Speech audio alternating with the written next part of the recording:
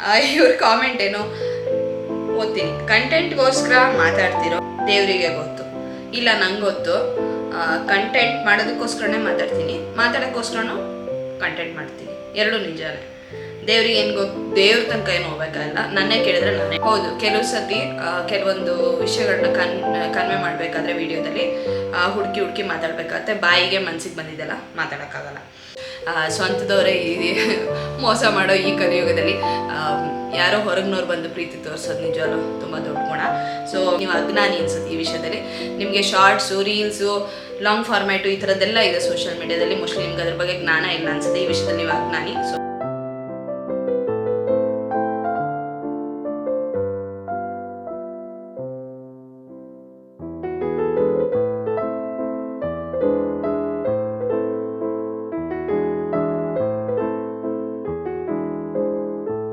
ತಗೊಂಡೆ ಅಂತ ತೋರಿಸ್ತಿದ್ದೆ, ಬ್ಯಾಟ್ರಿ ಹೊಟ್ಟೋಗ್ಬಿಡ್ತು. So charging. ಗುಡ್ ಮಾರ್ನಿಂಗ್, ನಮಸ್ಕಾರ ಎಲ್ಲರಿಗೂ, ಚಾನಲ್ಗೆ ಸ್ವಾಗತ. ಇವಾಗ ಟೈಮು 8:40 ಆಗ್ತಾ ಬಂತು. ಸೊ ಬೆಳಗ್ಗೆ ಎದ್ದು ಅಡುಗೆ ಕೆಲಸ, ತಿಂಡಿ ಕೆಲಸ ಆಗೋಯ್ತು. ನಮ್ಮ ಮನೇಲಿ ತಿಂಡಿ ಸ್ಪೆಷಲ್ ಏನು ಅಂದರೆ ಅವರೆಕಾಳು ರೊಟ್ಟಿ. ಅವರೆಕಾಳು ಕಾಲ ಬಂತು ಅಂತಂದರೆ ನಿಜವಾಗ್ಲೂ ಬೆಳಗಿನ ಸಮಯದಲ್ಲಿ ಸ್ವಲ್ಪ ಟೆನ್ಷನ್ ಕಡಿಮೆ ಆದಂಗೆ. ಆ ತರಕಾರಿ ಹೆಚ್ಕೊ, ಈ ತರಕಾರಿ ಹೆಚ್ಕೊ ಮಾಡಬೇಕಾಗತ್ತೆ.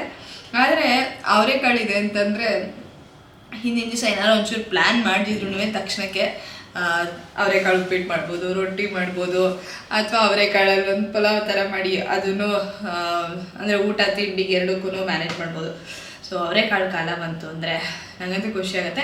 ಆಮೇಲೆ ಚಳಿಗಾಲದಲ್ಲಿ ಅವರೆಕಾಳು ತಿನ್ನೋದು ತುಂಬ ಮುಖ್ಯ. ಎಸ್ಪೆಷಲಿ ಸ್ಕಿನ್ನೆಲ್ಲ ಡ್ರೈ ಆಗ್ತಿದೆ ಅಂತ ಅಂದರೆ ಹಿಂಸೆ ಶುರುವಾಗತ್ತಲ್ಲ, ಕೆರೆತ ಬಿಗುತ್ತಾ ಎಲ್ಲ ಶುರುವಾದಾಗ ಅವರೆಕಾಳಂತೂ ತಿನ್ನಲೇಬೇಕು. ಸೊ ಅವರೆಕಾಳು ರೊಟ್ಟಿ ಮಾಡಿದ್ದೀನಿ. ಹಾಗೇನೆ ಅಡುಗೆಗೆ ತೊಗರಿಕಾಳು, ತೊಗರಿಕಾಳು, ಹುರುಳಿಕಾಯಿ, ಕ್ಯಾರೆಟು, ಮಿಕ್ಸ್ ವೆಜ್ ಎಲ್ಲದನ್ನು ಹಾಕಿ ಕಾಳು ಜೊತೆಗೆ ಹುಳಿನ ಮಾಡಿದೆ.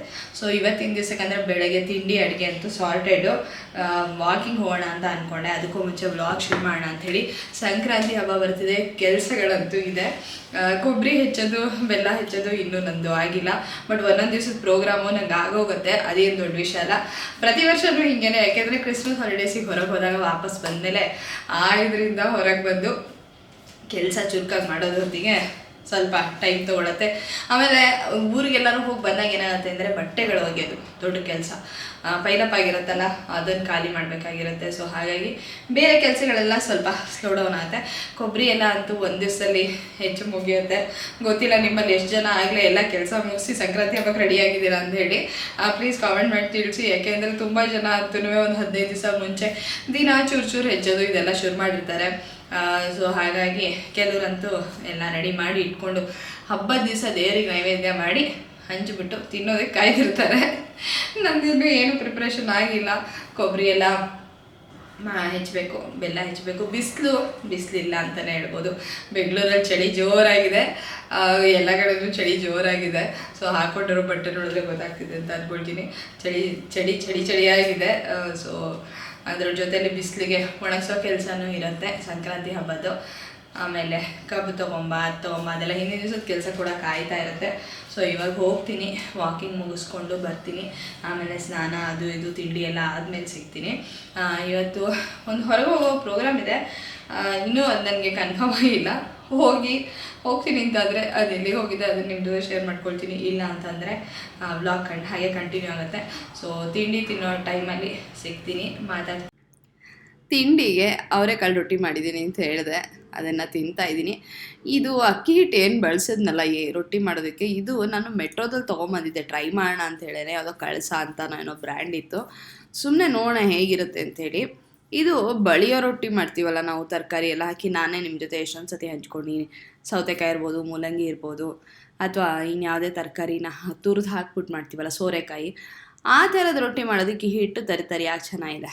ಆದರೆ ಅವರೆಕಾಳು ರೊಟ್ಟಿ ಮಾಡೋದಕ್ಕೆ ನಾನಂತೂ ಹಿದ್ಕಿದವರೆ ಬೇಳೆ ಹಾಕೋದಿಲ್ವಲ್ಲ, ಇಡೀ ಕಾಳು ಹಾಕ್ತೀನಲ್ಲ, ಅದಕ್ಕೆ ಅಷ್ಟು ಚೆನ್ನಾಗಿ ಅನ್ನಿಸ್ಲಿಲ್ಲ.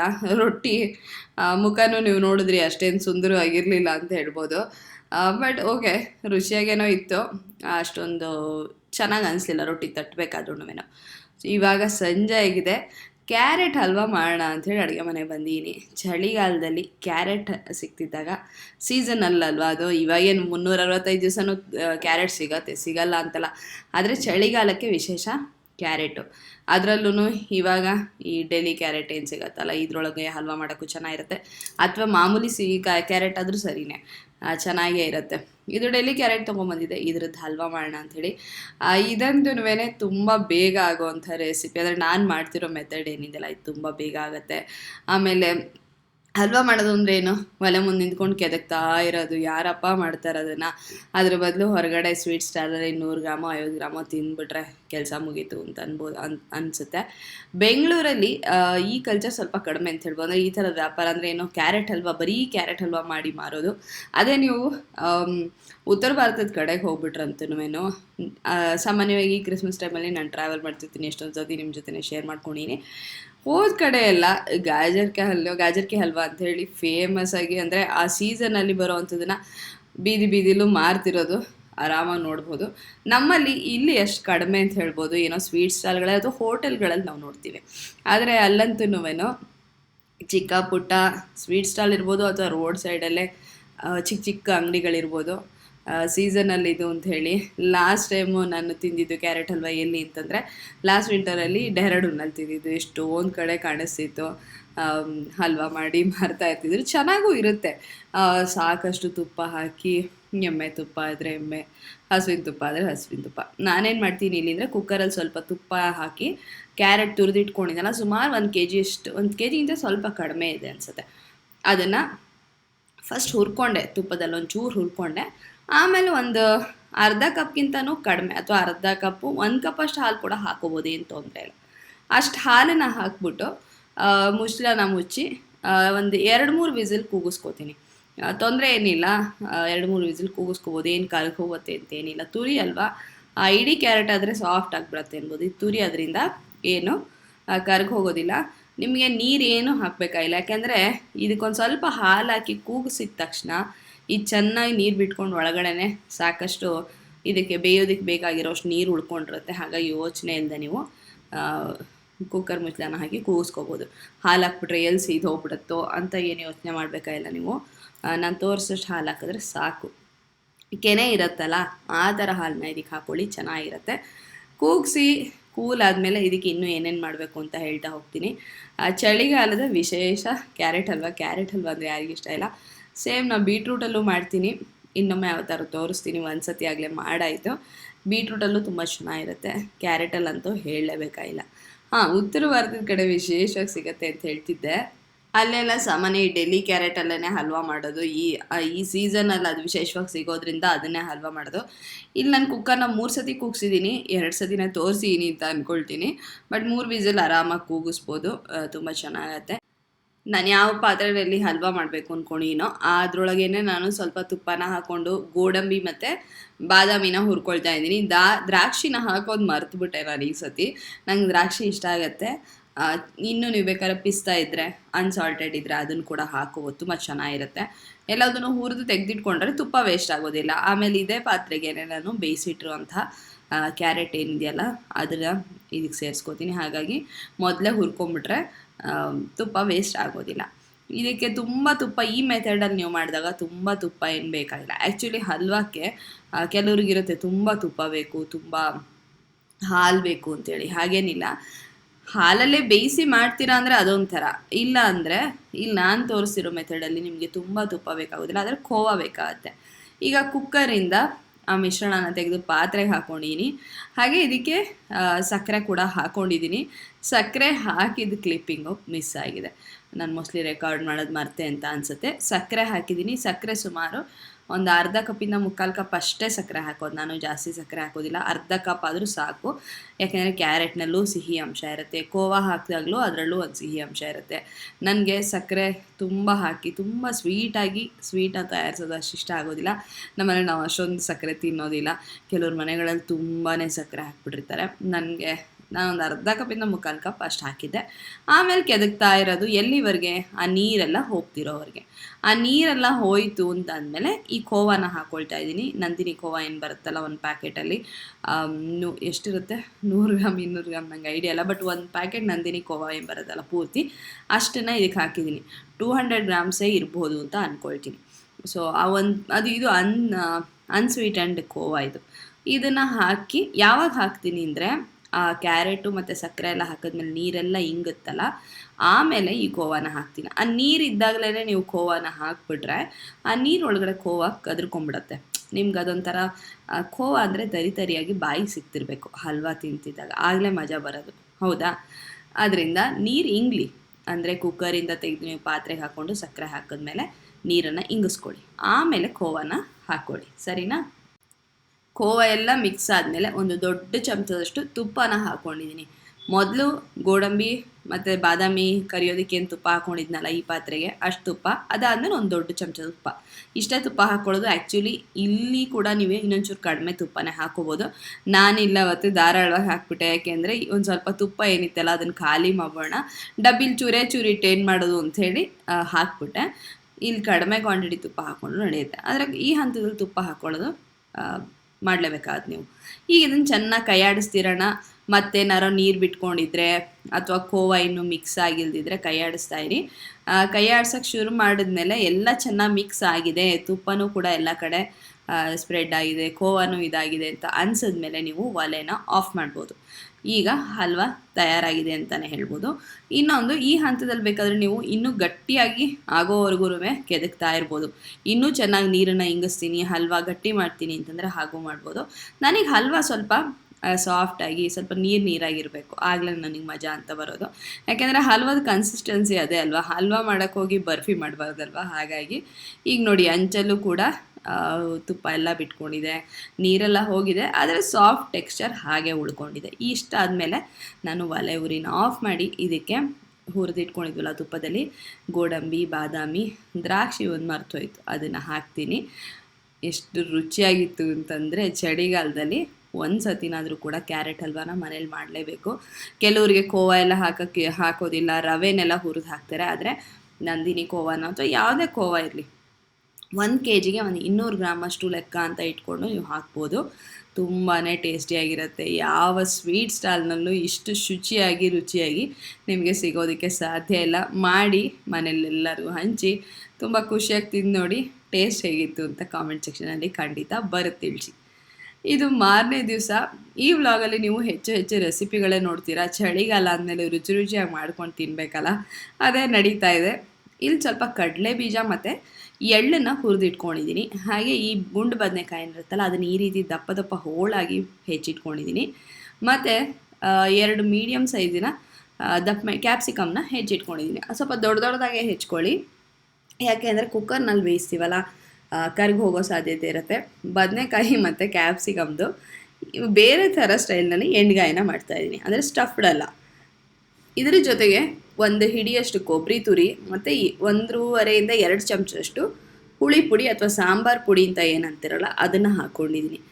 ಇದನ್ನು ನಾನು ಮಿಕ್ಸರಲ್ಲಿ ರುಬ್ಕೊಂಡು ಪೇಸ್ಟ್ನ ತಯಾರು ಮಾಡ್ಕೊಳ್ತೀನಿ. ಕುಕ್ಕರ್ನಲ್ಲಿ ಸ್ವಲ್ಪ ಎಣ್ಣೆ, ಅದಕ್ಕೆ ಸಾಸಿವೆ, ಕರಿಬೇವಿನ ಸೊಪ್ಪು, ಹಾಗೆಯೇ ಮೆಣಸಿನ್ಕಾಯಿ, ದಪ್ಪ ಮೆಣಸಿನ್ಕಾಯಿ ಅಥವಾ ಕ್ಯಾಪ್ಸಿಕಮ್ ಏನು ಹೆಚ್ಚಿಟ್ಟಿದ್ದಾನಲ್ಲ ಅದನ್ನು ಹಾಕ್ಕೊಂಡು ಹುರ್ಕೊಳ್ತಾ ಇದ್ದೀನಿ. ಈ ರೆಸಿಪಿ ನಾನು ಸಾಮಾನ್ಯ ಕುಕ್ಕರಲ್ಲೇ ಮಾಡೋದು. ನೀವು ಬೆಳಗಿನ ಸಮಯದಲ್ಲಿ ತುಂಬಾ ಸುಲಭ ಇದು ಮಾಡೋದು, ಖಂಡಿತ ಮಾಡಿ ನೋಡಿ. ಜೊತೆಗೆ ದಪ್ಪಕ್ಕೆ ಹೆಚ್ಚಿಟ್ಕೊಂಡಿರುವಂಥ ಬದನೆಕಾಯಿನೂ ಹಾಕ್ಕೊಂಡು ಹುರ್ಕೊಳ್ತಾ ಇದ್ದೀನಿ. ನೀವು ಆಫೀಸಿಗೆ ಊಟ ತೊಗೊಂಡು ಹೋಗೋದಕ್ಕೆ ಜೀರಾ ರೈಸ್ ಜೊತೆಗೆ ತೊಗೊಂಡು ಹೋಗ್ಬೋದು, ಇಲ್ಲ ಚಪಾತಿ ಮಾಡ್ಕೊಂಡು ಹೋಗ್ತೀರಾ ಅಂದರೆ ಸರಿ, ಅಥವಾ ಅಕ್ಕಿ ರೊಟ್ಟಿ ಇದ್ದರೆ ಅದ್ರ ಜೊತೆಗೆ ನೆಂಚ್ಕೊಳ್ಳೋದಕ್ಕೆ ಚೆನ್ನಾಗಿರುತ್ತೆ. ಉಕ್ಕರ್ಸಿದ ಅಕ್ಕಿ ರೊಟ್ಟಿ ಏನಿರುತ್ತಲ್ಲ ಅದು, ಅಥವಾ ಹಾಗೆ ಅನ್ನ ಕಲ್ಸ್ಕೊಂಡು ತಿಂತೀವಿ ಅಂದರೆ ಅದಕ್ಕೂ ಕೂಡ ತುಂಬ ಚೆನ್ನಾಗಿರುತ್ತೆ. ಖಂಡಿತ ಈ ರೆಸಿಪಿನ ಟ್ರೈ ಮಾಡಿ ನೋಡಿ. ಈ ಹಂತದಲ್ಲೇ ನಾನು ಇದಕ್ಕೆ ರುಚಿಗೆ ತಕ್ಕಷ್ಟು ಉಪ್ಪನ್ನು ಹಾಕೋತಾ ಇದ್ದೀನಿ. ಕಲ್ಲುಪ್ಪು ಸೇರಿಸ್ಕೊಳ್ತಿದ್ದೀನಿ. ನೀವು ಪುಡಿ ಉಪ್ಪು ಬೇಕಾದರೂ ಕೂಡ ಹಾಕೋಬೋದು, ನಿಮ್ಮನೇಲಿ ಯಾವ್ದು ಬಳಸ್ತಿರೋ ಅದು. ಇದನ್ನು ಹಾಕಿದ್ಮೇಲೆ ಸ್ವಲ್ಪ ಕೈ ಆಡಿಸ್ಕೊಳ್ತೀನಿ. ಹಾಗೆ ಮಸಾಲೆ ಪದಾರ್ಥಗಳನ್ನೆಲ್ಲ ಚೆನ್ನಾಗಿ ನುಣ್ಣಗೆ ರುಬ್ಬಿ ಪೇಸ್ಟ್ನ ತಯಾರಿಸ್ಕೊಂಡಿದ್ದೀನಿ. ಇದಕ್ಕೆ ಹುಣಸೆ ಹಣ್ಣು, ಬೆಲ್ಲ ಕೂಡ ಬೇಕಾಗುತ್ತೆ. ಹಾಗೆಯೇ ಮಸಾಲೆಗಳೇನು ತೋರಿಸಿದ್ನಲ್ಲ, ಮನೇಲಿ ಸಾಮಾನ್ಯವಾಗಿ ಸಾಂಬಾರಿನ ಪುಡಿ ಅಥವಾ ಹುಳಿ ಪುಡಿ ಇದ್ದೇ ಇರುತ್ತೆ. ಹಾಗಾಗಿ ಮಾಡೋದು ಕೂಡ ಸುಲಭ. ಬರೀ ಹುರ್ಕೋಬೇಕಾದ್ದೇನು ಅಂದರೆ ಕಡಲೆ ಬೀಜ ಮತ್ತು ಎಳ್ಳು, ಇದೆರಡು ಹಾಕಲೇಬೇಕಾಗತ್ತೆ. ನಿಮ್ಮಲ್ಲಿ ಏನಾರು ಹುಚ್ಚೆಳ್ಳಿದ್ರೆ ಅದನ್ನು ಕೂಡ ನೀವು ಹುರಿದು ಇದಕ್ಕೆ ಸೇರಿಸ್ಕೊಂಡು ರುಬ್ಬೋದು. ಮಸಾಲೆ ಎಲ್ಲ ರುಬ್ಬಿದ ತಯಾರಾಗಿದೆ. ಕುಕ್ಕರಲ್ಲಿ ಕ್ಯಾಪ್ಸಿಕಮ್ ಮತ್ತು ಬದನೆಕಾಯಿನ ಹುರ್ಕೊಳ್ತಾ ಇದ್ದೀನಿ. ಸ್ವಲ್ಪ ಎಣ್ಣೆದೊಂದು ಕೋಟಿಂಗ್ ಎಲ್ಲ ಕಡೆ ಆಗಲಿ ಅಂಥೇಳಿ. ಬೇಕಾದರೆ ನೀವು 1-2 ಹಸಿರು ಮೆಣಸಿನ್ಕಾಯಿನ ಸೀಳ್ಬಿಟ್ಟು ಈ ಹಂತದಲ್ಲಿ ಹಾಕ್ಕೋಬೋದು. ಅದ್ರದ್ದು ಕೂಡ ಫ್ಲೇವರ್ ತುಂಬ ಚೆನ್ನಾಗಿರುತ್ತೆ. ರುಬ್ಬಿಟ್ಟಿರೋಂಥ ಮಸಾಲೆ ಮಿಶ್ರಣನ ಇದಕ್ಕೆ ಸೇರಿಸ್ಕೊಳ್ಳೋಣ. ಹಾಗೆಯೇ ಮಿಕ್ಸರ್ ಜಾರಿಗೆ ನೀರು ಹಾಕ್ಕೊಂಡು ಅದಷ್ಟು ನೀರು ಏನಿರುತ್ತಲ್ಲ ಅದಷ್ಟನ್ನು ಕೂಡ ಇದಕ್ಕೆ ಹಾಕ್ಕೊಳ್ಳಿ, ಬೇಕಾಗತ್ತೆ. ನೀವಿಲ್ಲಿ ಕುಕ್ಕರ್ನ ಕೂಗಿಸ್ಬೇಕಾಗತ್ತೆ, ಹಾಗಾಗಿ ನೀರಿನ ಪ್ರಮಾಣ ಸಾಕಷ್ಟು ಹಾಕಬೇಕಾಗತ್ತೆ. ಅಂದರೆ ತುಂಬ ನೀರು ಹಾಕಕ್ಕೆ ಹೋಗಬೇಡಿ, ನೀರಾಗಿ ಆಗೋ ಥರ. ಮಿಕ್ಸರಲ್ಲಿ ಏನು ನಾವು ಅದನ್ನು ಬಳ್ದು ಎಲ್ಲ ನೀರು ಹಾಕ್ತೀವಲ್ಲ ಅಷ್ಟು ನೀರಂತೂ ಖಂಡಿತ ಧಾರಾಳವಾಗಿ ಇದಕ್ಕೆ ಹಿಡಿಸುತ್ತೆ. ಕೂಗಿಸ್ದಾಗ ಏನಾಗುತ್ತೆ ಅಂದರೆ ಕಡಲೆ ಬೀಜ, ಎಳ್ಳು ಎಲ್ಲ ಇದೆಯಲ್ಲ ಅದೆಲ್ಲದು ಕೂಡ ಸರಿಯಾದ ಕ್ವಾಂಟಿಟಿ ಪ್ರಮಾಣದಲ್ಲಿ ನೀರು ಇಲ್ದಿದ್ರೆ ಕುಕ್ಕರ್ ಒಳಗೆ ತಳ ಹತ್ತೋ ಸಾಧ್ಯತೆ ಇರುತ್ತೆ. ಹಾಗಾಗಿ ನೀರನ್ನು ಕರೆಕ್ಟಾಗಿ ಹಾಕ್ಕೊಳ್ಳಿ. ನಾನು ತೋರಿಸ್ತೀನಿ ಯಾವ ಹದದಲ್ಲಿ ನಾನಿಲ್ಲಿ ಮಾಡ್ತೀನಿ ಅಂಥೇಳಿ. ಈ ಮಸಾಲೆನೆಲ್ಲ ಹಾಕಿದ್ಮೇಲೆ ಕೂಡ ಒಮ್ಮೆ ಕೈ ಆಡಿಸ್ಕೊಳ್ಳಿ, ಇದು ಎಲ್ಲ ಕಡೆ ಸ್ಪ್ರೆಡ್ ಆಗಲಿ. ಇದಂತೂ ತುಂಬ ಚೆನ್ನಾಗಿರುತ್ತೆ, ನನ್ನ ಮಗಳ ಫೇವ್ರೇಟ್ ಇದು. ಹೇಳಿದ್ನಲ್ಲ, ತಿಂಡಿಗೆ ನೆಂಚ್ಕೊಳಕ್ಕೆ ನೀವು ಮಾಡ್ತೀರ ರೊಟ್ಟಿ ಜೊತೆಗೆ ಅಂದರೆ ಸರಿ, ಅಥವಾ ಇದೊಂದನ್ನೇ ಮಾಡಿಬಿಟ್ಟು ಮಧ್ಯಾಹ್ನ ಊಟಕ್ಕೆ ಡಬ್ಬಿಗೆ ಚಪಾತಿ ಜೊತೆಗೆ ಇದನ್ನು ತೊಗೊಂಡು ಹೋಗ್ತೀರಾ ಅಂದರೆ ಅದು ಸರಿ. ಇಲ್ಲ ಒಂದು ಸ್ವಲ್ಪ ಜೀರಾ ರೈಸ್ ಮಾಡಿಕೊಂಡು ಮಧ್ಯಾಹ್ನಕ್ಕದು, ಬೆಳಗ್ಗೆ ತಿಂಡಿಗೆ ಚಪಾತಿ ಜೊತೆಗೆ ಮತ್ತಿದು, ಅಥವಾ ರೊಟ್ಟಿ ಜೊತೆಗಿದು, ಈ ಥರ ಎಲ್ಲ ನೀವು ಖಂಡಿತ ಟ್ರೈ ಮಾಡಿ ನೋಡ್ಬೋದು. ತುಂಬಾ ಚೆನ್ನಾಗಿರತ್ತಿದು. ಈಗಿದು ಮಿಕ್ಸರಲ್ಲಿ ಏನು ನೀರಿಟ್ಟಿದ್ನಲ್ಲ ಅದನ್ನು ಕೂಡ ಇದಕ್ಕೆ ನಾನು ಸೇರಿಸ್ಕೊಳ್ತೀನಿ. ಸೇರಿಸ್ಕೊಂಡಾದ್ಮೇಲೆ ಹುಣಸೆ ಹಣ್ಣು, ಬೆಲ್ಲ ಇದಕ್ಕೆ ಹಾಕಬೇಕಾಗತ್ತೆ. ಈಗ ಒಂದು ಹಿಡಿಯಷ್ಟು ಹುಣಸೆ ಹಣ್ಣಿನ ರಸ ಹಾಕ್ತಾಯಿದ್ದೀನಿ. ಹುಣಸೆ ಹಣ್ಣಿನ ರಸ ಹಾಕೋದ್ರಿಂದ ಇದ್ರ ರುಚಿ ಇನ್ನೂ ತುಂಬ ಚೆನ್ನಾಗಾಗೋಗುತ್ತೆ. ಬೆಲ್ಲ ಎಲ್ಲದನ್ನು ಬ್ಯಾಲೆನ್ಸ್ ಮಾಡೋದಕ್ಕೆ ನೀವು ಬೆಲ್ಲ ಹಾಕಲೇಬೇಕಾಗತ್ತೆ. ಅಯ್ಯೋ ನಾವು ಬೆಲ್ಲ ಇಷ್ಟ ಆಗಲ್ಲ, ತಿನ್ನಲ್ಲ ಅಂತಂದರೆ ಸ್ವಲ್ಪ ಕಡಿಮೆ ಕ್ವಾಂಟಿಟಿ ಹಾಕ್ಕೊಳ್ಳಿ. ಆದರೆ ಬೆಲ್ಲ ಮಾತ್ರ ಹಾಕದೇ ಇರಬೇಡಿ. ನಿಮ್ಗೆ ಆಮೇಲೆ ಬೆಲ್ಲ ಹಾಕದೆ ಹಾಗೆ ಮಾಡಿದ್ರೆ ತಿನ್ನಬೇಕಾದ್ರೆ ಏನೋ ಮಿಸ್ಸಿಂಗು ರುಚಿನಲ್ಲಿ ಅಂತ ಖಂಡಿತ ಅನಿಸುತ್ತೆ. ನಾನಿಲ್ಲಿ ಎಷ್ಟು ಪ್ರಮಾಣದಲ್ಲಿ ಬೆಲ್ಲನ ಹಾಕ್ತಿದ್ದೀನೋ, ಅಂದರೆ ಪುಡಿ ಬೆಲ್ಲ ಹಾಕ್ತೀನೋ, ಅದರಲ್ಲಿ ನೀವು ಬೇಕಾದ್ರೆ ಅರ್ಧನೋ ಅಥವಾ ಕಾಲು ಭಾಗದಷ್ಟಾದರೂ ಖಂಡಿತ ಬೆಲ್ಲ ಹಾಕ್ಕೊಳ್ಳಿ, ತುಂಬ ಚೆನ್ನಾಗಿರುತ್ತೆ. ಈಗ ಹುಣಸೆ ಹಣ್ಣಿನ ರಸ ಹಾಕಿದ್ದೀನಿ, ಜೊತೆಗೆ ಮಿಕ್ಸರ್ ಜಾರ್ನಲ್ಲಿರುವಂಥ ನೀರನ್ನು ಕೂಡ ಇದಕ್ಕೆ ನೀರೆಲ್ಲ ಸೇರಿಸ್ಕೊಂಡಾದ್ಮೇಲೆ ಈ ರೀತಿಯಾಗಿ ಹದ ಆಗಿದೆ. ಈ ಮಸಾಲೆದು ನೀವು ನೋಡ್ಬೋದು, ಇಷ್ಟು ನೀರಾಗಿದೆ. ಇದಕ್ಕೆ ಇನ್ನೇನು ಹಾಕೋ ಅವಶ್ಯಕತೆ ಇಲ್ಲ. ಈಗ ಇದನ್ನು ಕುಕ್ಕರ್ ಮುಚ್ಚಳನ ಮುಚ್ಚಿಬಿಟ್ಟು 2 ವಿಸಿಲ್ ಕೂಗಿಸಿದ್ರೆ ಸಾಕಾಗತ್ತೆ. ಈಗ ಮಾರನೇ ದಿವಸದ ವಿಡಿಯೋಗೆ ಬಂದಿದ್ದೀವಿ. ಮಾರನೇ ದಿವಸ ಇವತ್ತಿನ ದಿವಸ ಅಡುಗೆ ತಿಂಡಿ ಕೆಲಸ ಎಲ್ಲ ಅದೆಲ್ಲದಕ್ಕಿಂತ ಹೆಚ್ಚಾಗಿ ನನಗಿವತ್ತು ಕೊಬ್ಬರಿ ಹೆಚ್ಚೋ ಕೆಲಸ ಮುಗಿಸ್ಕೋಬೇಕಾಗಿದೆ. ಸೊ ಅದನ್ನು ಮಾಡ್ಕೊಳ್ಳೋಣ ಅಂಥೇಳಿ ರೆಡಿ ಆಗ್ತಾಯಿದ್ದೀನಿ. ಸಂಕ್ರಾಂತಿ ಹಬ್ಬ ಅಂತೂ ಬಂದೇ ಬಿಡುತ್ತೆ, ಹಾಗಾಗಿ ಬೇಗ ಕೊಬ್ಬರಿ ಹೆಚ್ಚೋದು ಜೊತೆಗೆ ಬೆಲ್ಲ ಹೆಚ್ಕೊಳ್ಳೋದು ಎಲ್ಲ ಕೂಡ ಮಾಡ್ಕೋಬೇಕಾಗತ್ತೆ. ಕೊಬ್ಬರಿನ ಮೊದಲು ಸಿಪ್ಪೆ ತೆಕ್ಕೋಬೇಕಾಗತ್ತೆ. ಕೆಲವರು ಒದ್ದೆ ಬಟ್ಟೆಲೆಲ್ಲ ಸುತ್ತೋದು ಅವೆಲ್ಲ ಮಾಡ್ತಾರೆ, ಅದೆಲ್ಲ ನಾನು ಏನು ಮಾಡೋದಕ್ಕೆ ಹೋಗೋದಿಲ್ಲ. ಈ ಥರ ಸಿಪ್ಪೆ ತೆಕ್ಕೋತಾ ಇದ್ದೀನಿ. ಅಂದರೆ ತುರಿಯೋ ಮಣೆ ಇರುತ್ತಲ್ಲ ಅದರೊಳಗಡೆ ಸಿಪ್ಪೆನ ತೆಕ್ಕೋತಾ ಇದ್ದೀನಿ. ಇದಕ್ಕೆ ಒದ್ದೆ ಬಟ್ಟೆ ಸುತ್ತಬಿಟ್ಟು ಆಮೇಲೆ ಸಿಪ್ಪೆ ತೆಗೆಯೋ ಸ್ಕ್ರೇಪರಲ್ಲಿ ತೆಗೆಯೋದು ಇದೆಲ್ಲ ಮಾಡ್ತಾರೆ. ಬಟ್ ನನಗೇನೋ ಇದು ಒದ್ದೆ ಬಟ್ಟೆಲಿ ಸುತ್ತಿದ್ಮೇಲೆ ಅದನ್ನು ಚೆನ್ನಾಗಿ ಬಿಸಿಲಿಗೆ ಒಣಗಿಸ್ಬೇಕು. ಅಕಸ್ಮಾತ್ ಇತ್ತೀಚಿನ ದಿನಗಳಲ್ಲಂತೂ ಬಿಸಿಲು ತುಂಬಾ ಅಪರೂಪ ಆಗೋಗಿದೆ, ಚಳಿ ಜೋರಾಗಿದೆ. ಹಾಗಾಗಿ ಈ ಥರ ಸಿಪ್ಪೆ ತೆಕ್ಕೊಂಡು ಹೆಚ್ಚೋದು ನನಗೆ ಸುಲಭ ಅಂತ ಅನಿಸುತ್ತೆ.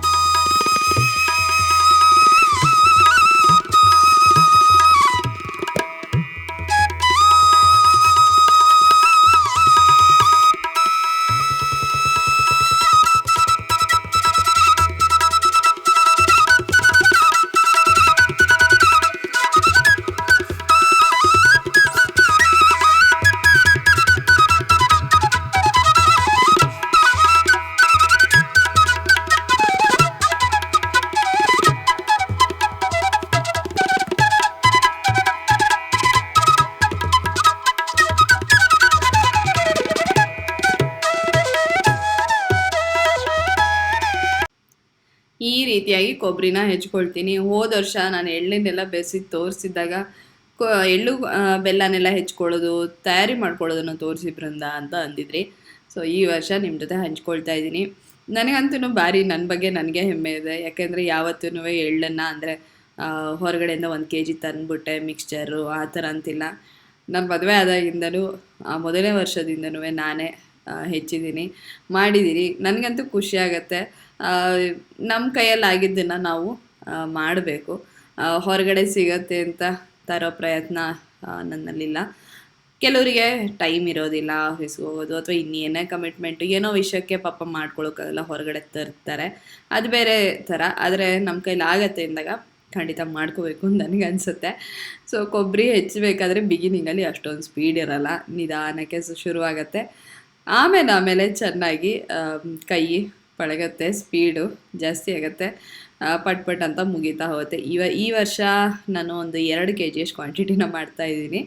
ಸುಮಾರೆಲ್ಲ ಒಂದು ಅರ್ಧ kg-ನ 3/4 kg ಕೊಬ್ಬರಿ, ಅರ್ಧ kg ಕಡಲೆ ಬೀಜ, ಹುರ್ಗಡ್ಲೆ, ಬೆಲ್ಲ, ಒಂದು ಸ್ವಲ್ಪ ಬೆಲ್ಲದ ಕ್ವಾಂಟಿಟಿ ಜಾಸ್ತಿ ಬೇಕಾಗುತ್ತೆ, ಯಾಕೆಂದರೆ ಬೇಕಲ್ವ. ಹಾಗಾಗಿ ಒಂದು 3/4 kg ಅಷ್ಟು ಬೆಲ್ಲ ಆಗೋಷ್ಟು ಹೆಚ್ಕೊಳ್ಳೋದು ಇದೆಲ್ಲದು. ಆಮೇಲೆ ಒಂದು 250-300 ಗ್ರಾಮ್ ಅಷ್ಟು ಎಳ್ಳು, ಇದಷ್ಟನ್ನು ಹಾಕಿ ಮಾಡೋದು ಪ್ಲ್ಯಾನು. ಪ್ರತಿ ವರ್ಷವೂ ಅಷ್ಟೇ ಮಾಡೋದು. ಮುಂಚೆ ಎಲ್ಲ 4-5 kg ಎಲ್ಲ ಮಾಡ್ತಾಯಿದ್ದೆ. ಸೊ ಇದು ಮಾರನೇ ದಿವಸಕ್ಕೆ ಇವತ್ತಿನ ದಿವಸ ತಿಂಡಿಗೆ ಮಸಾಲೆ ದೋಸೆ ಮಾಡೋಣ ಅಂಥೇಳಿ ಶನಿವಾರ. ಜೊತೆಗೆ ಕೆಲಸ ಮಾಡ್ತಾ ನಾನು ಇಲ್ಲಿ ವಿಡಿಯೋ ನೋಡ್ತೀನಿ. ಯಾರದ್ದು? ಶ್ರೀಯುತ ಪಾವಗಡ ಪ್ರಕಾಶ್ ರಾಯರದ್ದು.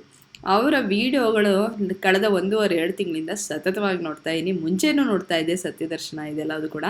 ಆದರೆ ಈ ವಿಡಿಯೋಗಳು ಯಾಕೆ ಇಷ್ಟು ಖುಷಿ ಕೊಡ್ತಿದೆ, ನಿಮ್ಮ ಜೊತೆ ಯಾಕೆ ಹಂಚ್ಕೊಳ್ತೀನಿ ಅಂದರೆ, ಇಲ್ಲಿ ಶ್ರೀಮದ್ ರಾಮಾಯಣದ ತತ್ವದರ್ಶನ ಮಾಡಿಸ್ತಾ ಇದ್ದಾರೆ ನಮಗವರು. ಖಂಡಿತ ಅವರ ಯೂಟ್ಯೂಬ್ ಚಾನಲ್ಗೆ ಹೋಗಿ ಈ ವಿಡಿಯೋಗಳನ್ನು ನೋಡಿ, ತುಂಬಾ ಚೆನ್ನಾಗಿರುತ್ತೆ. ನನಗಂತೂ ಅವ್ರ ಬಗ್ಗೆ ಅಪಾರವಾದ ಗೌರವ, ಭಕ್ತಿ, ಹಾಗೆಯೇ ಅವರ ಏನೊಂದು ಆ ಜ್ಞಾನಸುಧೆ ಇದೆಯಲ್ಲ, ಅದರಲ್ಲಿ ನಾವೆಲ್ಲರೂ ಅದು ಹರಿತಿದ್ದಾಗ ನಾವೆಲ್ಲರೂ ಹೋಗಿ ಭಾಗವಹಿಸೋದು ಭಾರಿ ಮುಖ್ಯ ಆಗುತ್ತೆ ಅಂತ ನನಗನ್ಸುತ್ತೆ. ಎಷ್ಟು ಚೆನ್ನಾಗಿ ಮಾತಾಡ್ತಾರೆ ರಾಮಾಯಣದ ಬಗ್ಗೆ, ಹಾಗೆ ಅವ್ರ ಜ್ಞಾನ ಎಷ್ಟು ಚೆನ್ನಾಗಿದೆ ಅಂತ ತುಂಬ ಖುಷಿ ಆಗುತ್ತೆ. ನಿಮ್ಮ ಮನಸ್ಸಿಗೆ ಏನೇ ಬೇಜಾರಿರಲಿ, ಏನೇ ಕೆಲಸದ ಒತ್ತಡ ಇರಲಿ, ಬೆಳಗ್ಗೆ ಇದ್ದಾಗ ಮೂಡ್ ಸರಿ ಇಲ್ಲ, ರಾತ್ರಿ ಮಲ್ಕೊಳ್ಳೋಕೆ ಮುಂಚೆ ಏನೋ ಕಸಬಿಸಿ ಆಯಿತು, ಏನೇ ಇದ್ರೂ ಕೂಡ ಅವ್ರ ವಿಡಿಯೋ ಹಾಕ್ಕೊಂಡು ಕೇಳಿಸ್ಕೊಳಕ್ಕೆ ಶುರು ಮಾಡಿ, ಮನಸ್ಸಿಗೆ ಎಷ್ಟು ಆನಂದ, ಹಾಗೆ ಎಷ್ಟೋ ಸಮಸ್ಯೆಗಳಿಗೆ ಉತ್ತರ ಸಿಗ್ತಾ ಹೋಗುತ್ತೆ, ಕ್ಲಾರಿಟಿ ಸಿಗ್ತಾ ಹೋಗುತ್ತೆ. ಕೆಲವೊಂದು ಸತಿ ನಮಗೆಲ್ಲ ಗೊತ್ತಿದೆ, ನಾವೆಲ್ಲದಕ್ಕೂ ಪ್ರಿಪೇರ್ಡ್ ಆಗಿದ್ದೀವಿ ಅಂತ ಅಂದ್ಕೊಳ್ತೀವಿ. ಆದರೆ ಕೆಲವೊಂದು ಪರಿಸ್ಥಿತಿಗಳು ಎದುರಾದಾಗ ನಮಗೆ ಏನು ಮಾಡಬೇಕು ಅಂತ ಗೊತ್ತಾಗಲ್ಲ. ಇರೋ ಅಲ್ಪ ಸ್ವಲ್ಪ ಬುದ್ಧಿ ಉಪಯೋಗಿಸಿದ್ರೂ ಕೂಡ ಸಮಸ್ಯೆಗೆ ಪರಿಹಾರ ಸಿಗೋದಿಲ್ಲ. ಜೀವನದಲ್ಲಿ ಎಷ್ಟೇ ಅನುಭವ ಇರಲಿ, ಏನೇ ತಿಳುವಳಿಕೆ ಇರಲಿ, ಎಂಥ ಚಾಲೆಂಜಿಂಗ್ ಸಿಚುವೇಶನ್ನ ನಾವು ಫೇಸ್ ಮಾಡಿರಲಿ, ಆದರೆ ಅಂಥ ಟೈಮಲ್ಲಿ ಒಂದೊಂದ್ಸತಿ ಬುದ್ಧಿ ಓಡೋದೇ ಇಲ್ಲ, ಹಾಗೆ ಇರೋಂಗಾಗುತ್ತೆ. ಆದರೆ ಇವರು ವಿಡಿಯೋಗಳನ್ನು ನೋಡ್ತಿದ್ದಾಗ ಎಷ್ಟೋ ಪ್ರಶ್ನೆಗಳಿಗೆ ಉತ್ತರ, ಎಷ್ಟೋ ಸಮಸ್ಯೆಗಳಿಗೆ ಪರಿಹಾರಗಳು ಸಿಗ್ತಾ ಹೋಗುತ್ತೆ, ಹಾಗೆ ಒಂದು ಕ್ಲಾರಿಟಿ ಸಿಗ್ತಾ ಹೋಗುತ್ತೆ. ತುಂಬಾ ಚೆನ್ನಾಗಿದೆ. ಅವರ ಯೂಟ್ಯೂಬ್ ಚಾನಲ್ನಲ್ಲಿ ಎಷ್ಟೊಂದು ಜನ ಪ್ರಶ್ನೆಗಳನ್ನ ಕೇಳ್ತಾರೆ, ಗುರುಗಳು ಉತ್ತರ ಕೊಡ್ತಾರೆ. ಆದರೆ ನನಗೆ ಅದೆಲ್ಲದಕ್ಕಿಂತ ಇತ್ತೀಚಿನ ದಿನಗಳಲ್ಲಿ ಅವ್ರದ್ದೇನು ವಿಡಿಯೋ ಬರ್ತಿದೆಯಲ್ಲ, ಶ್ರೀಮದ್ ರಾಮಾಯಣದ ಬಗ್ಗೆ, ರಾಮಾಯಣದ ತತ್ವದರ್ಶನ ಏನಿದೆಯಲ್ಲ, ಅದಂತೂ ಅದ್ಭುತವಾಗಿದೆ. ರಾಮಾಯಣದ ಕತೆ ಯಾರಿಗೆ ಗೊತ್ತಿಲ್ಲ ರೀ, ಎಲ್ಲರಿಗೂ ಗೊತ್ತಿರೋದೆ. ಆದರೆ ರಾಮಾಯಣದಲ್ಲಿ ಅಡಗಿರುವಂಥ ತತ್ವ, ರಾಮನ ಆದರ್ಶ, ಸೀತೆ ಏನೆಲ್ಲ ಮಾಡಿದ್ಲು, ಹನುಮಂತ ಹೇಗೆ, ಪ್ರತಿಯೊಬ್ಬರು ಬಗ್ಗೆನೂ ಕೂಡ ನಮಗೊಂದು ಬೇರೆ ಥರದ ಒಂದು ಏನಂತಾರೆ, ಅಲ್ಲಿ ನಾವು ಕತೆ ಕೇಳಿದ್ರೆ ಅಥವಾ ಇಲ್ಲಿವರೆಗೂ ನಾವು ವಿಷಯಗಳು ತಿಳ್ಕೊಂಡಿದ್ರೆ ಅದೇನೋ ಸಾಮಾನ್ಯವಾಗಿರೋ ತಿಳ್ಕೊಂಡಿರ್ತೀವೇನೋ, ಅದ್ರ ಹಿಂದಿರುವಂಥ ಒಂದು ವಿಶೇಷವಾದ ಸಂಗತಿ ನಮಗೆ ಗೊತ್ತಿಲ್ಲದೆ ಇರುತ್ತೆ. ಆದರೆ ಗುರುಗಳ ವಿಡಿಯೋಗಳು ನೋಡ್ತಿದ್ದಾಗ ಪ್ರತಿಯೊಂದು ಕ್ಯಾರೆಕ್ಟರ್ಗಿರ್ಬೋದು, ಅವರ ಆಲೋಚನೆಗಳು ಯಾಕೆ ಹಾಗೆ, ಅವರ ನಡವಳಿಕೆ ಯಾಕೆ ಹಾಗೆ, ಅದ್ರ ಹಿಂದಿರೋಂಥ ವಿಷಯಗಳು ಏನು ಅನ್ನೋದನ್ನು ಕೂಲಂಕುಷವಾಗಿ ನಮಗೆ ತಿಳಿಸ್ತಾ ಹೋಗ್ತಾರೆ. ಭಾರಿ ಸಂತೋಷ ಆಗುತ್ತೆ. ಎಷ್ಟೋ ವಿಷಯಗಳು ನಮಗೆ ಗೊತ್ತಿದ್ದು ಕೂಡ ಅದ್ರ ಬಗ್ಗೆ ನಮಗೆ ಕ್ಲಾರಿಟಿ ಇರೋದಿಲ್ಲ, ಅದನ್ನು ಗುರುಗಳು ಮಾಡಿಸ್ತಾ ಇದ್ದಾರೆ. ತುಂಬಾ ಚೆನ್ನಾಗಿದೆ ವಿಡಿಯೋಗಳು, ಖಂಡಿತ ನೋಡಿ. ನಿಮಗೆ ಏನೂ ಗೊತ್ತಿಲ್ಲ ರಾಮಾಯಣದ ಬಗ್ಗೆ, ಏನೂ ಇಂಟ್ರೆಸ್ಟ್ ಇಲ್ಲ ಅಂದರೂ ಕೂಡ ನೀವು ವಿಡಿಯೋ ನೋಡಿದ್ರೆ ನಿಮಗೆ ರಾಮಾಯಣದ ಬಗ್ಗೆ ಎಲ್ಲ ವಿಷಯಗಳು ತಿಳಿತಾ ಹೋಗುತ್ತೆ. ಒಂದಲ್ಲ, ಒಂದೊಂದು ವಿಡಿಯೋ 4 ಸತಿ ನೋಡಿ. ತುಂಬಾ ಚೆನ್ನಾಗಿದೆ. ನನಗಂತೂ ಫ್ಯಾನ್ ಆಗಿಬಿಟ್ಟಿದ್ದೀನಿ ಅಂತ ಹೇಳ್ಬೋದು. ಈಗ ಇದೆಲ್ಲ ಆಯಿತು, ತಿಂಡಿ ಆಯಿತು. ಈಗ ಬೆಲ್ಲನ ಕಟ್ ಮಾಡೋಣ ಅಂತ ಬಂದೀನಿ. ಕೊಬ್ಬರಿ ಹೆಚ್ಚಿದ್ದೆಲ್ಲ ಅವತ್ತು ನಾನು ನಿಮ್ಗೆ ತೋರಿಸ್ತಾ ಇದ್ದೆ. ಈ ರೀತಿ ಅಚ್ಚು ಬೆಲ್ಲ ಅಂತ ತೊಗೊಂಬಂದೀನಿ. ಇದನ್ನು ಚಿಕ್ಕ ಚಿಕ್ಕ ಸ್ಕ್ವೇರ್ ಶೇಪ್ನಲ್ಲಿ ಕಟ್ ಮಾಡ್ಕೊಳ್ಳೋದು. ಇದು ಕಟ್ ಮಾಡೋದಕ್ಕೆ ಬಳಸ್ತಿದ್ದೀನಲ್ಲ, ಇದನ್ನು ಅಡಿಕೆ ಕತ್ರಿ ಅಂತಾರೆ. ಇದು ನಿಮಗೆ ಮಾರ್ಕೆಟ್ನಲ್ಲಿ ಸುಲಭವಾಗಿ ಸಿಗುತ್ತೆ, ಆನ್ಲೈನಲ್ಲೂ. ಈಗ ಎಷ್ಟೊಂದು ಆನ್ಲೈನಲ್ಲೂ ಕೂಡ ನಿಮಗೆ ಕಂಚು ಹಿತ್ತಾಳೆ ಸಾಮಾನುಗಳು ಸಿಗತ್ತಲ್ಲ. ಸೊ ಅಂಥ ಇದಕ್ಕೆ ಹೋದರೆ ಇದು ಹಿತ್ತಾಳೆದಿದು, ಕಂಚಿಂದಲ್ಲ. ಕಂಚಿನ ತೊಗೊಳ್ಳೋ ಆಸೆ ಖಂಡಿತ ಇದೆ, ತುಂಬ ಚೆನ್ನಾಗಿ ಸುಂದರವಾಗಿರೋದು ಒಂದು ದಿವಸ ತೊಗೋಬೇಕು ಅಂತ ಇದೆ. ನೋಡೋಣ ಆ ಥರ ಸಿಕ್ಕಿದಾಗ. ಇದು ಹಿತ್ತಾಳೆದಷ್ಟೇ, ಕಂಚಿಂದಲ್ಲ. ಕಂಚಿಂದ ಖಂಡಿತ ದುಬಾರಿ ಆಗುತ್ತೆ. ಇದು ತುಂಬ ಹಿಂದೆನೇ ನಾನು ಗಾಂಧಿ ಬಜಾರಲ್ಲಿ ಒಂದು ಅಂಗಡಿಲಿ ತೊಗೊಂಡಿದ್ದೆ, ಯಾವ ಅಂಗಡಿ ಅಂತ ಗೊತ್ತಿಲ್ಲ, ಆವಾಗ ಎಷ್ಟು ಕೊಟ್ಟಿದೆ ಅಂತಲೂ ಕೂಡ ನಂಗೆ ಗೊತ್ತಿಲ್ಲ. ಅಡಿಕೆ ಕತ್ರಿ ನಿಮಗೆ ಸ್ಟೀಲಲ್ಲೂ ಸಿಗತ್ತೆ, ಹಿತ್ತಾಳೆ ಕಂಚು ಅಂತಲೇ ಇಲ್ಲ, ಸ್ಟೀಲಲ್ಲೂ ಸಿಗುತ್ತೆ, ಯಾವ್ದಾರ ತಂದಿಟ್ಕೋಬೋದು. ಬೆಲ್ಲ ಕತ್ತರಿಸೋಕ್ಕೆ ನಿಮಗೆ ಅಡಿಕೆ ಕತ್ರಿ ಇರಲೇಬೇಕು. ನನಗಂತೂ ಗೊತ್ತಿಲ್ಲ ಚಾಕು ಅಥವಾ ಏಳ್ಗೆ ಮನೇಲಿ ಬೆಲ್ಲ ಕತ್ತರಿಸ್ತಾರ ಅಂಥೇಳಿ. ನೀವೇನಾರು ಮಾಡ್ತಿದ್ರೆ ಖಂಡಿತ ಕಾಮೆಂಟ್ ಸೆಕ್ಷನಲ್ಲಿ ಬರುತ್ತೆ ತಿಳಿಸಿ. ಇಲ್ಲ ಬೃಂದ, ನಾವು ಈ ಥರ ಮಾಡ್ತೀವಿ, ನಿಮಗೆ ಗೊತ್ತಿಲ್ಲ ಅಂತ ಹೇಳ್ಬೋದು. ನನಗಂತೂ ಅಡಿಕೆ ಕತ್ರಿಲಿನೇ ಬೆಲ್ಲ ಕಟ್ ಮಾಡಿ, ಅಂದರೆ ನಮ್ಮ ಅಜ್ಜಿ ನಮ್ಮಮ್ಮ ಎಲ್ಲ ಮಾಡ್ತಿದ್ದು, ನಾನು ಅದನ್ನೇ ನೋಡಿರೋದು. ಸೊ ಈ ಅಡಿಕೆ ಕತ್ರಿಲಿ ಸುಲಭ ಕೂಡ, ಚಿಕ್ಕ ಚಿಕ್ಕ ಸ್ಕ್ವೇರ್ ಶೇಪ್ನಲ್ಲಿ ಕಟ್ ಮಾಡೋದಕ್ಕೆ ಸುಲಭವಾಗಿರುತ್ತೆ. ಅಲ್ಲಿ ಇರೋವಂಥ ಎಲ್ಲ ಬೆಲ್ಲದ ಅಚ್ಚುಗಳನ್ನು ನಾನು ಹೆಚ್ಚೋದಕ್ಕೆ ಹೋಗೋದಿಲ್ಲ. ಒಂದು 3/4 kg ಕ್ವಾಂಟಿಟಿ ಆಗಬೇಕು ಹೆಚ್ಚಿದ ಮೇಲೆ, ಅಷ್ಟು ಆಗೋಷ್ಟು ಹೆಚ್ಕೊಳ್ತೀನಿ. ಎಷ್ಟು ಸಣ್ಣಗೆ ಬೇಕಾದರೂ ಕತ್ತರಿಸ್ಕೋಬೋದು. ಆದರೆ ನನಗೇನಂದರೆ ತುಂಬ ಸಣ್ಣಗೆ ಮಾಡೋದಕ್ಕಿಂತ ಕಡಲೆ ಮತ್ತು ಹುರುಗಡಲೆ ಮತ್ತು ಕಡಲೆ ಬೀಜದ ಏನು ಸೈಜ್ ಇರುತ್ತಲ್ಲ, ಅದಕ್ಕೆ ಹೊಂದ್ಕೊಳ್ಳೋ ಸೈಜಲ್ಲಿ ನಾನು ಕಟ್ ಮಾಡಿರ್ತೀನಿ. ಕೊಬ್ಬರಿನೂ ಅಷ್ಟೇ, ಬೆಲ್ಲನೂ ಅಷ್ಟೇ. ಸೊ ಆಮೇಲೆ ಇನ್ನೊಂದೇನು ಅಂದರೆ, ನಾನು ಸ್ವಲ್ಪ ಬೆಲ್ಲನ ಜಾಸ್ತಿನೇ ಹಾಕ್ತೀನಿ, ಯಾಕೆಂದರೆ ತಿನ್ನಬೇಕಾದ್ರೆ ಚೆನ್ನಾಗಿ ಅನಿಸುತ್ತೆ ಅಂಥೇಳಿ. ಅಗಿತಾ ಎಳ್ಳಿನ ಮಿಶ್ರಣ ಬಾಯಲ್ಲಿ ಸಪ್ಪೆ ಆಗಿಬಿಡ್ಬಾರ್ದಲ್ವ, ಹಾಗಾಗಿ ಸಾಕಷ್ಟು ಬೆಲ್ಲದ ಪ್ರಮಾಣ ಇರಬೇಕು. ಮತ್ತು ನಾನು ಇದಕ್ಕೆ ಜೀರಿಗೆ, ಪೆಪ್ರಮೆಂಟು ಅಥವಾ ಕುಸ್ರಿ ಕಾಳು ಇದೆಲ್ಲದನ್ನು ಕೂಡ ನಾನು ಹಾಕೋದಕ್ಕೆ ಹೋಗೋದಿಲ್ಲ. ಅದೊಂಥರ ಕಟಕಟ ಅಂತ ಸಿಗ್ತಿರುತ್ತೆ ಎಳ್ಳು ತಿನ್ನಬೇಕಾದ್ರೆ. ಹುರುಗಡ್ಲೆ, ಕಡಲೆ ಬೀಜ, ಕೊಬ್ಬರಿದೇ ಒಂದು ಹದ ಇರುತ್ತೆ, ಅದೊಂದು ಸ್ವಲ್ಪ ಗಟ್ಟಿಯಾಗಿ ಸಿಗುತ್ತೆ. ನಮ್ಮ ಮನೇಲಿ ಯಾರಿಗೂ ಅಷ್ಟು ಇಷ್ಟ ಆಗೋದಿಲ್ಲ, ಹಾಗಾಗಿ ಅದನ್ನು ಸಪ್ರೇಟಾಗಿ ಹಾಗೆ ಇಟ್ಟಿರ್ತೀನಿ, ಎಳ್ಳಿನ ಮಿಶ್ರಣದ ಜೊತೆ ಸೇರಿಸೋದಿಲ್ಲ. ಬೆಲ್ಲನ ಕಟ್ ಮಾಡ್ತೀನಿ. ಜೊತೆಗೆ ನನ್ನ ಮಗಳು ಏನೋ ಮಾತಾಡ್ತೀಯಾಳೆ, ಪ್ರಶ್ನೆ ಕೇಳ್ತೀಯಾಳೆ, ಡಿಸ್ಕಷನ್ ನಡೀತಾ ಇದೆ. ಮಕ್ಕಳು ಮನೇಲಿದ್ದರೆ, ಎಸ್ಪೆಷಲಿ ಟೀನೇಜರ್ಸ್ ಇದ್ದರೆ, ಮಾತುಕತೆ, ಪ್ರಶ್ನೆ, ವಾದ ವಿರೋಧ ಎಲ್ಲದೂ ಕೂಡ ನಡೀತಾ ಇರುತ್ತೆ. ಅವ್ರುಗಳಿಗೆ ನಾವು ಹೇಳದೆ ಹೋದರೆ ವಿಷಯಗಳನ್ನು, ಅಥವಾ ಅವರ ಒಂದು ಪ್ರಶ್ನೆ ಇದಕ್ಕೆ ಸರಿಯಾಗಿ ಉತ್ತರ ಕೊಡದೆ ಹೋದರೆ ಅವ್ರು ಅಂದ್ಕೊಂಡಿದ್ದೆ ನಿಜ ಅಂದ್ಕೊಂಡು ಸುಮ್ಮನೆ ಆಗ್ಬಿಡ್ತಾರೆ. ಅಥವಾ ನಾವು ಜಾಸ್ತಿ ಮಾತಾಡ್ತೀಯ ಅಂತನೋ, ಅಯ್ಯೋ ನಾನು ಕೆಲಸ ಮಾಡ್ತೀನಿ ತಲೆ ತಿನ್ನಬೇಡ ಅಂತನೋ ಏನಾರು ಪಕ್ಕಕ್ಕೆ ಕಳಿಸ್ಬಿಟ್ರೆ, ಆಗ ಅವ್ರಿಗೆ ಅನಿಸೋದು ಅವ್ರು ಅಂದ್ಕೊಂಡಿದ್ದು ಸರಿ ಒಂದು, ಇನ್ನೊಂದು ನಮಗೆ ಸರಿಯಾಗಿ ಗೊತ್ತಿಲ್ಲ ಆ ವಿಷಯದ ಬಗ್ಗೆ ಅನ್ನೋದು ಒಂದಿರುತ್ತೆ. ಇಲ್ಲೂ ಕೂಡ ಹಾಗೆ ನಡೀತಾ ಇತ್ತು ಮಾತುಕತೆ. ನಾನು ಕೂಡ ಹೆಚ್ಚುತ್ತಾ ಕೆಲಸನ ಮಾಡ್ತಾಯಿದ್ದೆ. ಬೆಲ್ಲನ ಹೆಚ್ಚೋದೇನೋ ಹೆಚ್ಚಿಬಿಡ್ಬೋದು, ಆದರೆ ಬೆಲ್ಲನ ಬಿಸಿಲಿಗೆ ಒಣಗಿಸ್ಬೇಕು. ಬಿಸಿಲೇ ಇಲ್ಲ, ಬಿಸಿಲು ಬೇಗ ಬರಲಿ, ಚೆನ್ನಾಗಿ ಒಣಗಲಿ. ಕೆಲವರಂತೂ 2-3 ದಿವಸ ಬಿಸಿಲಿಗೆಲ್ಲ ಇಟ್ಟು ಒಣಗಿಸ್ತಾರೆ. ಗೊತ್ತಿಲ್ಲ ನನಗೆ ಅಷ್ಟು. ಒಂದು ಬಿಸಿಲು 2 ಬಿಸಿಲು ಸಾಮಾನ್ಯವಾಗಿ ನಾನು ಇಡೋದು. ತುಂಬ ಬಿಸಿಲಿಗೂ ಇಟ್ಬಿಟ್ರೆ ಕಟಕ್ಲಾಗ್ಬಿಡೋದು. ನನಗೇನೋ ಅಷ್ಟು ಇಷ್ಟ ಆಗೋದಿಲ್ಲ. ತಿನ್ನೋದಕ್ಕೆ ಕೂಡ ಅಷ್ಟು, ಅಂದರೆ ಒಂಥರ ಡ್ರೈ ಅನ್ಸೋಕ್ಕೆ ಶುರುವಾಗೋಗ್ಬಿಡತ್ತೆ. ಈಗ ಇದನ್ನು ಒಂದೊಂದೇ ಬೆಲ್ಲದ ಹಚ್ಚನ್ನ ಹೆಚ್ಚಿ ಇದನ್ನು ಆಮೇಲೆ ಒಣಗಿಸಿ ಜರಡಿ ಹಿಡ್ಕೊಂಡು ಸಾಕಷ್ಟು ಕೆಲಸ ಇದೆ. ಮುಂದಿನ ವ್ಲಾಗಲ್ಲಿ ನೀವು ಎಳ್ಳನ್ನೆಲ್ಲ ಬೆರೆಸಿ ಅದನ್ನೆಲ್ಲ ಮಾಡೋದನ್ನು ಖಂಡಿತ ತೋರಿಸ್ತೀನಿ.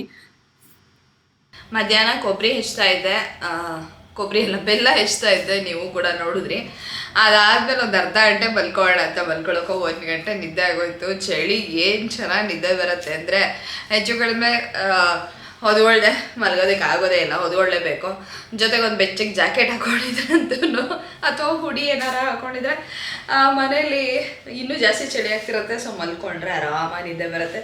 ನನ್ನ ಕೂದಲೆಲ್ಲ ಹೆಂಗೋ ಆಗೋಯ್ತು. ತಲೆ ಸ್ನಾನ ಮಾಡಿ ಮಲ್ಕೊಂಡು ಕೂದಲೆಲ್ಲ ಇದಾಯಿತು. ಈಗ ಎದ್ದು ಎಡಿಟಿಂಗು ಅದು ಇದು ಮುಗಿಸೋಣ ಅಂತ ಅಂದ್ಕೊಂಡು ಮುಗಿಸ್ತಾ ಇದ್ದೆ. ಸೊ ಈ ವಿಡಿಯೋಗೆ ಒಂದು ಎಂಡಿಂಗ್ ಕೊಡೋಣ, ಮುಗಿಸೋಣ. ನಿಮ್ಮ ಹತ್ರ ಮಾತಾಡೇ ಇಲ್ಲ ಅಂತ ಅಂದ್ಕೊಂಡೆ. ಸೊ ಅದಕ್ಕೆ ಬಟ್ ರೆಡಿಯಾಗಿ ಬರೋಣ.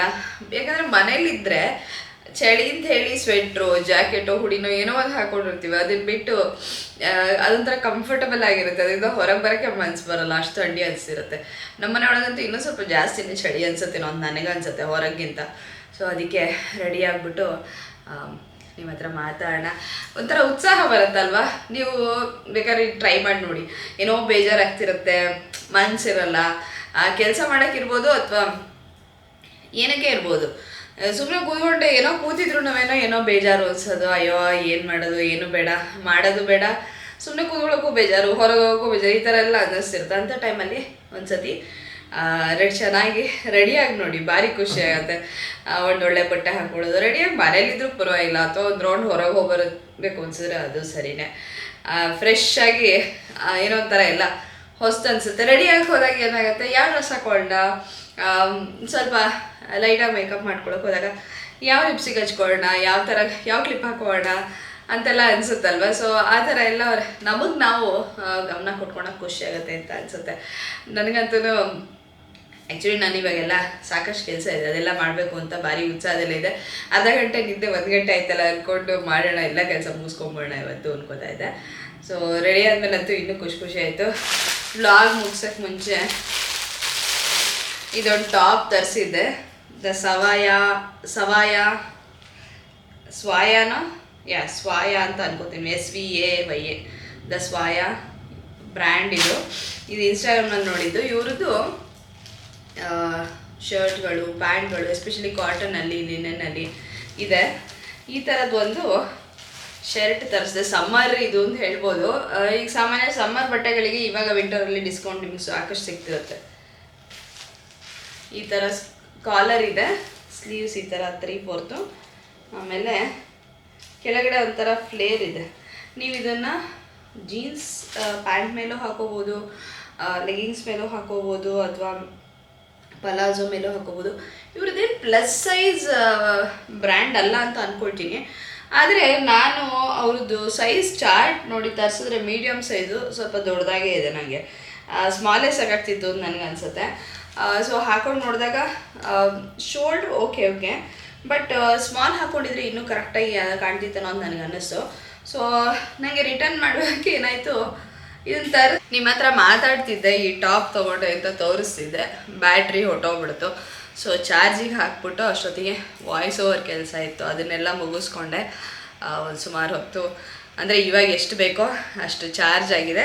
ಸೊ ಇದು ದ ಸ್ವಾಯ ಅಂತಲೇ ಅನ್ಕೋತೀನಿ, ಸ್ವಾಯನೋ ಏನೋ ಗೊತ್ತಿಲ್ಲ, ಒಟ್ಟಿನಲ್ಲಂತೂ ಈ ಬ್ರ್ಯಾಂಡು. ಬಟ್ಟೆ ಚೆನ್ನಾಗಿದೆ, ನಿಜವಾಗ್ಲೂ ಬಟ್ಟೆ ಕ್ವಾಲಿಟಿ ಚೆನ್ನಾಗಿದೆ. ಸೈಜ್ ಸ್ವಲ್ಪ ದೊಡ್ಡ ಅಂತ ಅನ್ನಿಸ್ತು. ನಾನು ಹೈದ್ರಾಬಾದಿಗೆ ಹೊಟ್ಟೋದ್ನಲ್ಲ, ಇದನ್ನು ತರಿಸಿದ್ಮೇಲೆ ವಿತಿನ್ 7 ಡೇಸ್ ಇದನ್ನು ರಿಟರ್ನ್ ಮಾಡಬೇಕು. ಸೊ ಆ 7 ಡೇಸು ಆಗಲಿಲ್ಲ. ಅದಾದಮೇಲೆ ನಾನು ಊರಿಗೆ ಹೋಗಿ ಬಂದು ಪುರ್ಸೊತ್ತಾಗ ಓಪನ್ ಮಾಡಿ ನೋಡಿದ್ದು. ಆವಾಗ ಹಾಗೂ ಮೇಲ್ ಮಾಡಿ ನೋಡಿದೆ ಅವರಿಗೆ. ಅವರಂದ್ರೆ ಇಲ್ಲ 7 ಡೇಸ್ ಆಗೋಗಿದೆ, ರಿಟರ್ನ್ ಮಾಡೋದಕ್ಕೆ ಆಗೋದಿಲ್ಲ ಅಂಥೇಳಿ.